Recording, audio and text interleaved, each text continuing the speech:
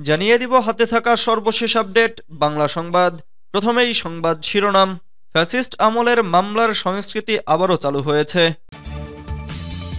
এরপর জানিয়ে দিব তীব্র ভূমিকম্প ঝুঁকিতে বাংলাদেশ। এদিকে বিএনপি ক্ষমতায় গেলে কূটনীতি হবে বাণিজ্য কেন্দ্রিক বলেছেন আমির খসরু।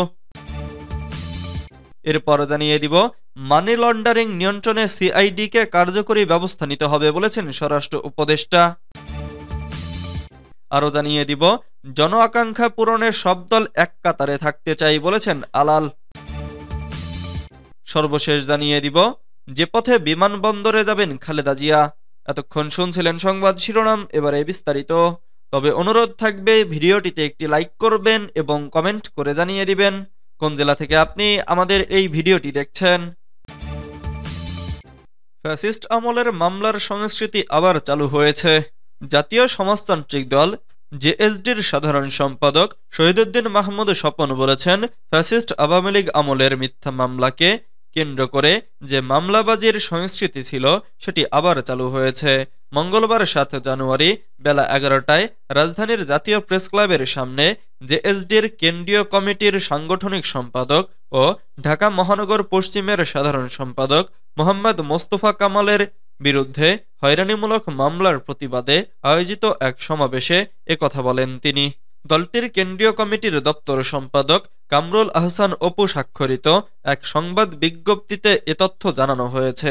বিজ্ঞপ্তিতে বলা হয়, মাহমুদ স্বপন বলেন, যে মামলায় ফ্যাসিস্ট হাসিনাকে ১ নম্বর আসামি করেছে সেই একই মামলায় ফ্যাসিস্ট বিরোধী আন্দোলনের অগ্রসৈনিক মোস্তফা কামালকে আসামি করার মানে হচ্ছে কেউ কেউ ঘোলা পানিতে মাছ শিকার করতে চায়। একজন গণতান্ত্রিক আন্দোলনের নেতাকে এ ধরনের মামলায় অভিযুক্ত করে মামলার যে ন্যায্যতা সেটিকে প্রশ্নবিদ্ধ করতে চায়। যারা ৫ আগস্টের পর বিভিন্ন সরকারি বেসরকারি প্রতিষ্ঠান, থানা, বাজার, মাঠ ইত্যাদি দখলে মেতে উঠেছে তারাই এ ধরনের কাজ করেছে বলে দাবি করেন তিনি। তীব্র ভূমিকম্প ঝুঁকিতে বাংলাদেশ। বাংলাদেশের অনেক অংশে মঙ্গলবার সকালে ৭.১ মাত্রার ভূমিকম্প আঘাত হানে। এটি দেশকে বড় ধরনের ভূমিকম্পের ঝুঁকিতে থাকার কথা স্মরণ করিয়ে দিয়েছে। কোনো হতাহতের খবর না পাওয়া গেলেও এটি ভবিষ্যতে সম্ভাব্য বিপর্যয়কর ভূমিকম্প মোকাবেলায় দেশের প্রস্তুতির দিকে নতুন করে মনোযোগ আকর্ষণ করেছে।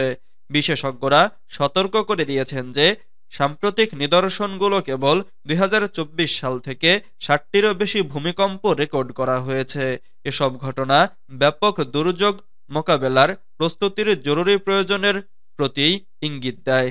সক্রিয় টেকটনিক প্লেটের সংযোগস্থলে অবস্থিত বাংলাদেশ ব্যাপক ভূমিকম্পের ঝুঁকির মুখোমুখি। এখানকার ঘনবসতি, পুরনো অবকাঠামো এবং বিল্ডিং কোডের দুর্বল প্রয়োগ এই বিপদগুলোকে আরও বাড়িয়ে তুলেছে। অবিলম্বে পদক্ষেপ না নেওয়া হলে ভবিষ্যতের জন্য একটি ভয়াবহ দৃশ্য অপেক্ষা করছে। নেপাল, ভারত, ভুটান ও চীনেও ভূমিকম্পন অনুভূত হয়েছে, যা এই ধরনের দুর্যোগের আন্তদেশীয় মাত্রাকে তুলে ধরে। বিএনপি ক্ষমতা গেলে কূটনীতি হবে বাণিজ্য কেন্দ্রিক বলেছেন আমির খসরু। বিএনপির স্থায়ী কমিটির সদস্য আমির খসরু মাহমুদ চৌধুরী বলেছেন, আমরা যখন ক্ষমতায় আসব আমাদের কূটনীতি হবে বাণিজ্য কেন্দ্রিক। প্রতিটা মিশনকে বাণিজ্য প্রসার এবং প্রবাসীদের সঙ্গে সঠিক সম্পৃক্ততা নিয়ে তাদের অগ্রগতির প্রতিবেদন দিতে হবে। মঙ্গলবার রাজধানীর একটি হোটেলে আয়োজিত এক অনুষ্ঠানে তিনি একথা বলেন। স্বৈরাচার আওয়ামী লীগ সরকারের সমালোচনা করে আমির খসরু বলেন, আওয়ামী লীগের শাসনামলে অর্থনীতিতে অলিগার্কদের উত্থানে পুরোজাতি ক্ষতিগ্রস্ত হয়েছিল। আওয়ামী লীগ শুরুতে প্রশ্নবিদ্ধ নির্বাচন করেছে, এরপর দলটি একে একে সব জায়গা দখল করেছে। পুরো অর্থনীতি তাদের পছন্দের লোকের মধ্যে সীমাবদ্ধ করা হয়। এতে করে সবার সমান সুযোগ না থাকায় দেশের অর্থনীতি ক্ষতিগ্রস্ত হয়েছে। তিনি বলেন, দেশের অর্থনীতি হবে গণতান্ত্রিক। গণতান্ত্রিক অর্থনীতি প্রতিষ্ঠা করা গেলে দেশ উপকৃত হবে। দেশকে এগিয়ে নেওয়ার জন্য উদার রাজনীতি এবং মুক্ত বাণিজ্যকে অগ্রাধিকার দিতে হবে।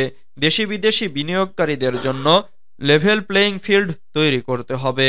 আমাদের যারা ডায়াসপোরা আছে তারা যেন সামনে সুযোগ পান সেদিকে নজর দিতে হবে। বিগত সময়ের তুলনায় বর্তমানে বাংলাদেশে বিনিয়োগকারীদের পরিবেশ ভালো। বিদেশি বিনিয়োগকারীদের জন্য এখন খুব ভালো পরিবেশ তৈরি হয়েছে। সামনের দিনে এটি আরও ভালো হবে। মানি লন্ডারিং নিয়ন্ত্রণে সিআইডিকে কার্যকরী ব্যবস্থা নিতে হবে বলেছেন স্বরাষ্ট্র উপদেষ্টা লেফটেন্যান্ট জেনারেল মোহাম্মদ জাহাঙ্গীর আলম চৌধুরী বলেছেন, মানি লন্ডারিং অপরাধ নিয়ন্ত্রণে দ্রুত কার্যকরী ব্যবস্থা গ্রহণ করতে হবে। মঙ্গলবার ৭ জানুয়ারি সকালে মালিবাগে অবস্থিত বাংলাদেশ পুলিশের সিআইডির সদর দফতর পরিদর্শনকালে একথা বলেন তিনি। এ সময় উপস্থিত ছিলেন পুলিশের মহাপরিদর্শক বাহারুল আলম এবং সিআইডি প্রধান অতিরিক্ত আইজিপি মোহাম্মদ মতিউর রহমান শেখ সহ ঊর্ধ্বতন কর্মকর্তারা। সদর দফতর পরিদর্শনকালে সিআইডির ঊর্ধ্বতন কর্মকর্তাদের সঙ্গে মতবিনিময় সভায় অংশ নিয়ে স্বরাষ্ট্র উপদেষ্টা বলেন, বর্তমান সময়ের সবচেয়ে আলোচিত বিষয় অর্থ পাচার ও মানি লন্ডারিং সংক্রান্ত অপরাধ। এটি নিয়ন্ত্রণে সিআইডিকে আরও কার্যকরী ব্যবস্থা গ্রহণ করতে হবে। তিনি আরও বলেন, মানি লন্ডারিং মামলা সংক্রান্ত যেসব সম্পত্তি ক্রয় করা হয়েছে সেগুলো সতর্কতার সঙ্গে রক্ষণাবেক্ষণ করতে হবে।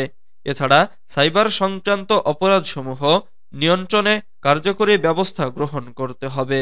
এ সময় ফরেনসিক ল্যাব পরিদর্শনকালে সাম্প্রতিক সচিবালয়ে অগ্নিকাণ্ডের বিষয়ে উল্লেখ করে ফরেনসিক বিভাগের কর্মকাণ্ডে সন্তোষ প্রকাশ করেন স্বরাষ্ট্র উপদেষ্টা। মতবিনিময় শেষে স্বরাষ্ট্র উপদেষ্টার হাতে সিআইডির সুভেনিয়র তুলে দেন সিআইডি প্রধান অতিরিক্ত আইজিপি মোহাম্মদ মতিউর রহমান শেখ। জন আকাঙ্ক্ষা পূরণে সব দল এক কাতারে থাকতে চাই বলেছেন আলাল। বিএনপির চেয়ারপারসনের উপদেষ্টা সৈয়দ মোয়াজ্জেম হোসেন আলাল বলেছেন, আমরা সংস্কারের জন্যই একত্রে এক মিছিলে এক কাতারে সামিল হতে চাই, যেখানে ইসলামপন্থী দলগুলো থাকবে, আবার অন্য ধর্মের মানুষেরাও থাকবে। বাংলাদেশের স্বাধীনতা ও সার্বভৌমত্ব অক্ষুণ্ণ রাখতে যারা দৃঢ়প্রতিজ্ঞ তারাই সেখানে থাকবে। এখানে বিভাজন করার কোনো সুযোগ নেই। মঙ্গলবার ৭ জানুয়ারি দুপুরে জাতীয় প্রেসক্লাবের সামনে আয়োজিত তৃণমূল নাগরিক আন্দোলনের উদ্যোগে আয়োজিত ধর্মের নামে ব্যবসা ও জাতীয় নির্বাচন নিয়ে নানামুখী ষড়যন্ত্রের প্রতিবাদে নাগরিক অবস্থান কর্মসূচিতে এসব কথা বলেন তিনি বলেন, নির্বাচন আগে নাকি সংস্কার আগে, একথা যারা বলেন তাদের বলবো, সংস্কার হচ্ছে একটা অন্তহীন প্রক্রিয়া। যতদিন পৃথিবী থাকবে, এদেশ থাকবে, ততদিন সংস্কার চলমান থাকবে।